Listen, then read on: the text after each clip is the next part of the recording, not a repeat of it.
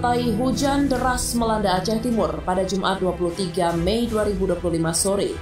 Peristiwa ini merusak 37 rumah di 7 kecamatan dengan tingkat kerusakan mulai dari ringan hingga berat. Berikut kecamatan yang terdampak: Idi Raya, Darul Aman, Idi Timur, Ranto Perela, Darul Ihsan, Banda Alam, Idi Tuno. BPBD Aceh Timur melaporkan tidak ada korban jiwa dalam kejadian ini. Tim penanggulangan bencana sudah melakukan pendataan korban dan membersihkan pohon tumbang yang menghalangi akses warga. Mereka juga siaga menghadapi kemungkinan bencana susulan.